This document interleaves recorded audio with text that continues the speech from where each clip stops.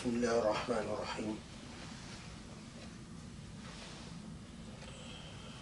والحمد لله رب العالمين نحمده ونستعينه ونستغفره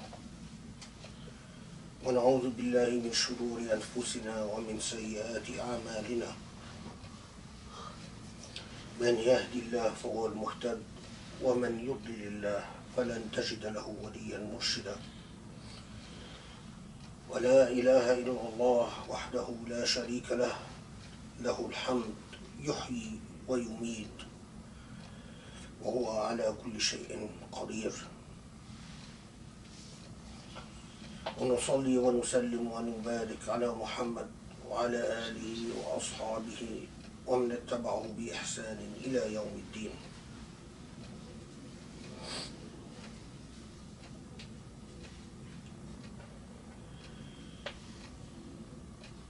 إن الله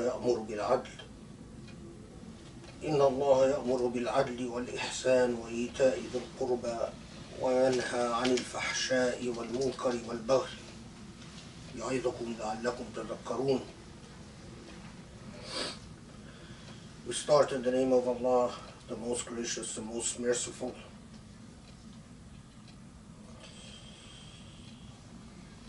And as always, we are grateful to Allah for Allah's numerous bounties, and we plead with Allah for guidance and grace and blessing in all of our affairs. And we pray for peace and blessings upon the Prophet Muhammad ﷺ and his clan and family and his companions and all those who follow him until the day of judgment. Allah commands us to establish justice and goodness and to be kind to our fellows, blood and clan, and wishes for us to stay away from all that is corrupt and evil. And this is the essence of our faith. Without the concrete anchoring of ourselves in substantive justice and in the essence of what is real justice, and without an understanding of what is good and beautiful and moral, and without an understanding for what is the opposite of good, beautiful, and moral, without understanding of what is corrupt and evil, then we seek to establish the spirit and the soul of Islam. It is not about formalism. It is not about outside appearances. It is not about legalities and technicalities of law. It is through and through, in every sense of the meaning. It is about the meaning of justice, substantive justice, substantive morality, substantive equity, substantive goodness. The nature of justice and the nature of goodness is that it must be comprehensible as such. If you do something that you believe is good, but no one perceives it as such, then that is a problem. And it requires taking of a moral inventory to figure out why is it that you might be doing what you perceive to be good, but no one understands it as such. And if you do something that is perceived as evil by most of those around you, but you do not see it as evil, it again requires a taking of a moral inventory to figure out the reason for the disparity. Allah has created us as human beings drawn to the principles of ta'aruf, of social intercourse and social dynamics. Allah has made it in our very nature that we seek companionship and we seek solace in marriage, in family, in neighborhoods, in groups. Allah has created in us the instincts and the intuition that Allah has given us, and our intuitive senses are prone towards the social and the communal.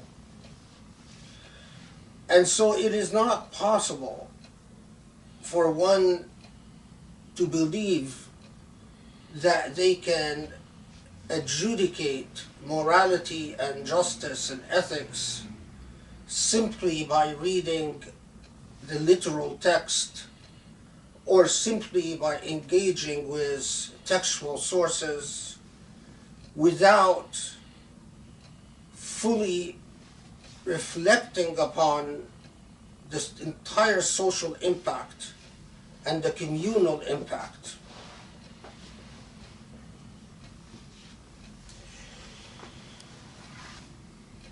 The Jumu'ah that Allah has been so keen to remind us that once the call for Jumu'ah is made to abandon business and work and come together in dhikrillah, dhikrillah, the remembrance of Allah, the act of remembering Allah. Dhikrillah, when it's done in private, as in salah or dua, it only concerns your affairs with the Almighty, your own personal individual affairs. When you are doing dhikr alone between you and Allah, you are only concerned with communicating with Allah about yourself and no one else. Unless, of course, you have dua for other people. But fundamentally, the interaction is between you and Allah. But when it is done as a community, in a public forum, dhikrullah becomes as if an accounting by society collectively towards God, and that accounting requires social reflection as opposed to individual reflection. This is why it is imperative that every Jumu'ah, everywhere, especially in places where the governments don't write the script for Jumu'ah, because sadly in so many Muslim countries the script for Jumu'ah is written by the state, and no one is allowed to say anything at the Jumu'ah, at the Khutbahs, other than what the state wants it to say. But that practice has resulted in the death of the faith. The Jumu'ah must be a place of social and collective accounting before Allah. If each Jumu'ah, we Muslims do not talk about real life and reflect on our collective accountability before Allah, then the very purpose of Jumu'ah, the very purpose of this public way of dhikr fails. If Jumu'ahs become basically people to come together talk about things that have very little to do with justice, goodness, and equity, and injustice and corruption. In other words, if Jumu'ah become a place where people fail to take accountability as a people before Allah, then there is no difference between the act of individual and personal dhikr, which is done in private, and public dhikr, which is done in the context of Jumu'ah. And if there is no purpose, if there is no difference, then the entire purpose fails. Jumu'ah has been decreed to act as if the pulsating conscience of the Muslim Ummah. It is a weekly event in which the Muslim Ummah in Jumu'ahs all over the world is supposed to take an accounting of its place before Allah. But when people turn Jumu'ahs into a speech about individualistic acts of worship, like wudu or any of the other ritual things that people talk about, then the act of private, as distinguished and separate from public dhikr, itself fails. And that is a consistent problem. You want to measure the level of moral conscientiousness in the Muslim Ummah, study the speeches that are given, the khutbahs that are given at Jumu'ah. If you find that they raise issues of moral consciousness, of justice, then you know that the Ummah is ethically vibrant and Islamically vibrant. If you look at this, what is said in the khutbahs, and they sound morally stale and ethically inept, then that is a sign that the Ummah is not in good health. This is precisely why Allah condemns al-istibdad and al-isti'la' fil ard, condemns despotism and the arrogances of despotism. Because with this despotism, it is impossible to have speech that can actuate and give effect to a lively moral and ethical dynamic. If you control the ability of people to speak about their religion, then you kill the soul of a people. You force them into a false dichotomy between the religious consciousness and an irreligious, artificial, dramatized, constructed consciousness by which they deal with the public arena. It's as if you ask them to check their God outside before they can interact in society. Well, this produces very deep schizophrenias and psychopathies into the social fabric of the Ummah. Free speech is essential for the good health of a people, any people. And understanding why Allah said once a week, do not limit yourself to acts of private dhikr, which we do in salah and dua, and commanded us to come together collectively to engage in active public dhikrullah, understanding that difference is crucial and critical. For instance,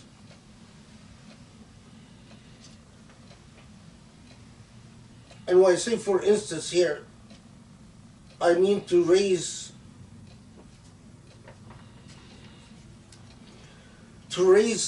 a couple of public issues that I think belong to every Jumu'ah around the Muslim world. As I said before, in the past 20 years or so, a conservative estimate of the number of Muslims murdered and killed in various places and contexts and wars is around 12 million or higher. But if you add natural disasters to that, and if you add displacement because of foreign invasions or domestic strife and conflicts, if you add poverty, and if you add the explosion of an underground sexual revolution, and I don't mean it in a positive sense, I mean it in a negative sense, meaning because of the net and because it's harder to get married all over the Muslim world, people have resorted to all forms of unlawful sex outside of the context of marriage, and the result also is the birth of very large numbers of street children, children that are born and dumped by their parents in the streets. What is an pressing reality around the Muslim world, and it is amazing that you travel around the Muslim world and you see this everywhere, are orphans. Orphans in the streets of Egypt, orphans in the streets of Iraq, orphans in the streets of Jordan, orphans in the streets of Sudan, in Libya. Millions of Muslim children who are orphans. I was struck recently because either yesterday or the day before, sometime very recent, it was the day of the orphans. And I listened to a lot of religious establishments around the Muslim world going on and on about how Islam took care of the orphan and how Islam does this for orphans. But the reality on the ground is that Muslims are fully acclimated to the existence of millions of orphans all around them. Even if they don't live in the street, they live in homes that are funded by the state. And if you know anything about homes that are funded by the state in the third world, they're terrible, horrible places. They're not places of blessing and beauty. They're often places of abuse and suffering.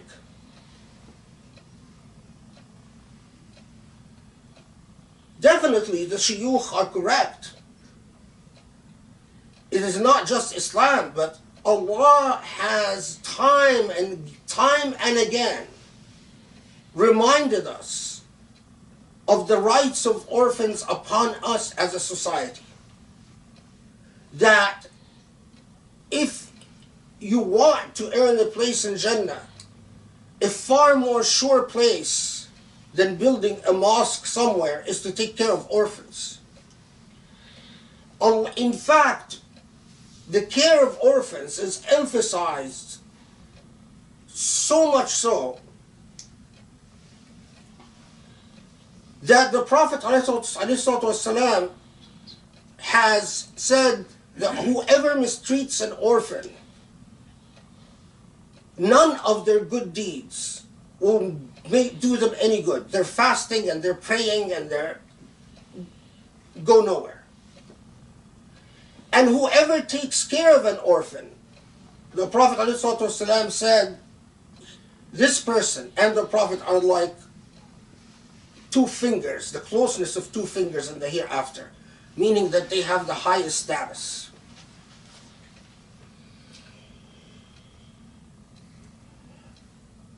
ويسألونك عن اليتامى قل إصلاح لهم خير وإن تخالطوهم فإخوانكم والله يعلم المفسد من المصلح ولو شاء الله لأعنتكم إن الله عزيز حكيم. They ask you about orphans. Say, to safeguard their interest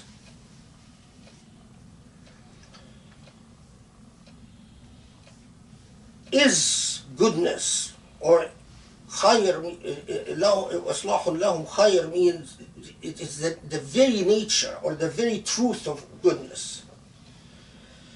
And if you mix their positions with yours, tukhalituhum means that if you trade their property, in other words, take care of their property as you take care of your own property. So, as you treat your own property, you treat theirs. As you trade your own property, you trade theirs. Remember that they are your brethren, your brethren, and God, of course, knows well who intends corruption from the one who does not. And if God would have wanted, God would have inflicted you with hardship. So what Allah is saying to us, that in fact, always remember that if Allah would have willed, it would have been you who is suffering as an orphan. لَأَعْنَتَكُمْ. Allah could have made you the one who is suffering instead of them. And this memory, this realization, internalizing this as a notion of substantive justice and substantive ethics would lead to something that was regulated even in the time of the Prophet ﷺ, that 1/5 tax, 1/5 that goes to al-masakin wal-yatama, and so it goes to the poor and the orphans, relying on the state to take care of orphans, relying on the state to say it's a state problem. It's a malady and illness of the colonized world. That's not the original Islamic tradition. The original Islamic tradition, there was a whole network of awqaf, private endowments for the orphans. And people knew that it is no excuse before Allah to stand before Allah on the final day and say, well, we paid our taxes and the state didn't do a good job. So people created awqaf that, in fact, when we study that network, it was so massive that it percentage-wise of the real estate property existing in places like Mamluk Cairo, for instance, or Damascus during the Ayyubid period, it was extremely high, over 50%. But since the abolishment of the awqaf and the nationalizing of the awqaf and the state becoming the representative of the awqaf, and the caring of orphans became a state matter, the same corruption that has inflicted everything the state touched in the third world inflicts the caretaking of orphans. We as Muslims, we must live in the modern day present reality. And the modern day present reality, the existence of orphans in orphanages and in streets, translates to abuse by the police. When the police even needs to fulfill their criminal quotas, they will arrest a few orphans and on trumped-up charges and send them off to prison. You know, murder charges, robbery charges, terrorism charges. We also must understand that the reality of the modern day age is pedophiles that travel from all around the world to go to places like India and Egypt and Vietnam and Thailand to have sex with children, street children, the orphans, and quite often the police is paid off and helps them. The reality of the modern world is that orphans in the street and the embarrassing system of orphanages that exist around the Muslim world translates into human trafficking and child sex trafficking. A lot of these children end up being simply kidnapped, abducted, and cycled into the human trafficking industry. And we Muslims think that Allah can bless anything we do when this is the state of orphans of the Muslim world. Allah will not bless a people who do not take care of their orphans. And it is shameful and embarrassment for Sharia experts to allow people to sit there and say, well, you know, adoption is haram. Understand the principles of law. Understand the purposes of law. If the only way to take care of orphans in our day and age is to adopt them and give them your name, then that's what you have to do. If that's the only way. But kafalat al-yatim has other ways if you're in the Muslim world. If you're not in the Muslim world, then you might have to actually adopt and give them their name, if that's the only way to do it. If there was true Islam, you would find Muslims lining up to provide foster care for Muslim children who are orphaned in the West, or to end foster care and adoption for the children of Muslims, where the parents are killed in car accidents, or the parents go to prison, or the parents are drug addicts, and the children end up going to the foster system. It is meaningless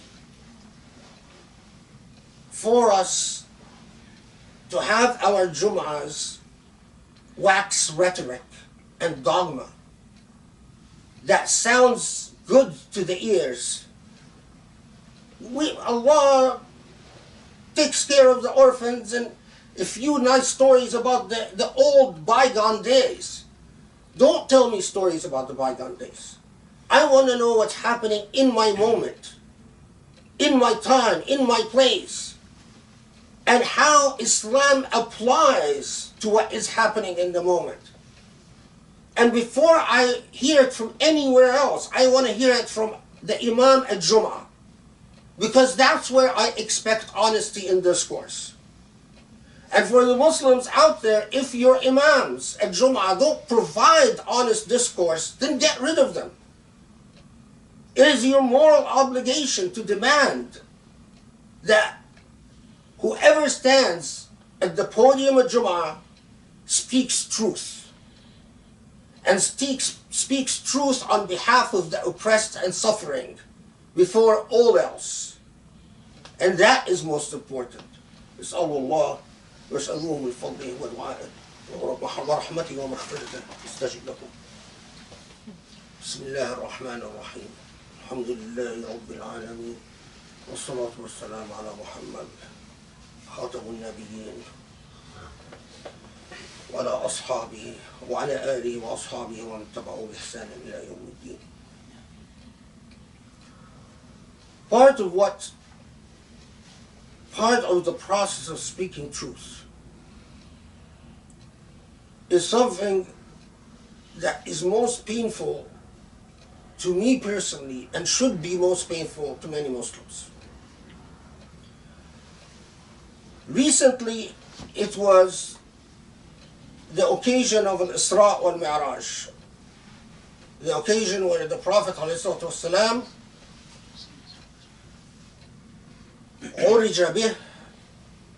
was traversed space and time from Mecca to Jerusalem and then to the heavens, and it is a transformative moment in Islamic history and a moment with numerous meanings and implications. For centuries, from the time of the Prophet ﷺ to today, we all know that the first Qibla of Muslims was the mosque in Jerusalem. We all know that the place of Al-Isra wal Miraj was from Mecca to Jerusalem. And we know for hundreds of years the Crusades sought to occupy Jerusalem, and Muslims repeatedly liberated Jerusalem because of the basic understanding that it is the heart of the Muslim world. That if Jerusalem is not there, the Muslim world is ill and sick.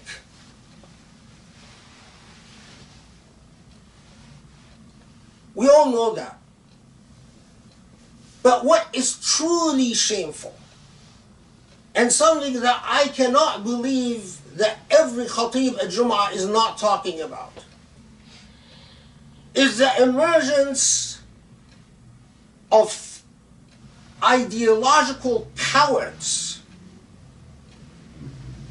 morally corrupt and decrepit